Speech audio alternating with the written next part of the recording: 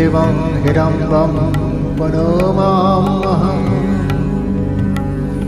এর অর্থ হল যিনি খর্বাকৃতি, স্থূল শরীর, লম্বোদর, গজেন্দ্র বদন, অথচ সুন্দর নিঃসৃত মুখমণ্ডল থেকে গন্ধে প্রলুব্ধ ভ্রমর সমূহের দ্বারা যাহার কর্ণস্থল ব্যাকুলিত, যিনি দত্তাঘাতে শত্রুর দেহ বিদারিত করিয়া তাহার দত্ত দ্বারা নিজ দেহে সিন্দুরের শোভা ধারণ করিয়াছেন, সেই পার্বতী পুত্র সিদ্ধিদাতা গণপতিকে বন্দনা করি।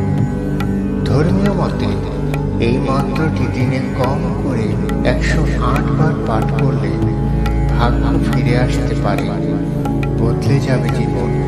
যারা এই সময় খুব দুঃখের মধ্যে আছেন তারা আজ থেকে এই মন্ত্রটি পাঠ করা শুরু করে দিন। কে বলতে পারে, হয়তো সুখের দিন আর কয়েকদিনের মধ্যেই দরজায় কড়া নাড়তে পারে। শ্রী গণেশের ধ্যান মন্ত্র।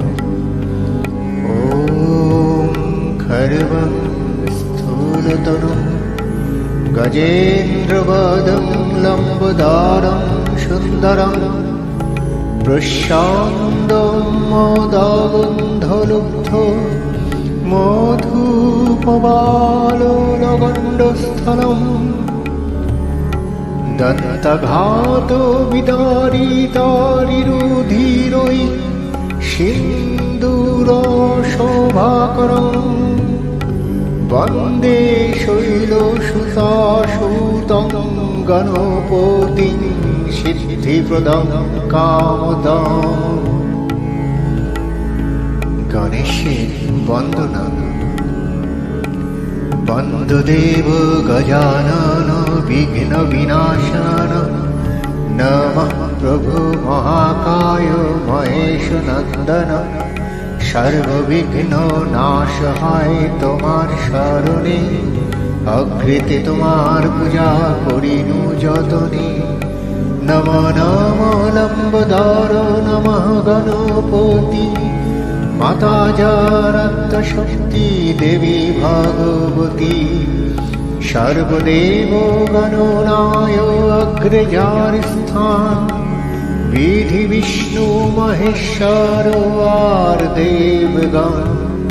ত্রিনয়নী তারার বন্দিনু শ্রীচরণ, বেদমাতা সরস্বতীর লইনু শরণ। শ্রী গণেশের প্রণাম মন্ত্র। একদন্तं মহাকায়ং লম্বোদর গজাননং বিঘ্ন বিনাশকং দেবং হিরম্বং প্রণমাম্যহম। যিনি একদন্ত, মহাকায়, লম্বোদর, গজানন এবং বিঘ্ন নাশকারী, সেই হিরম্বদেবকে আমি প্রণাম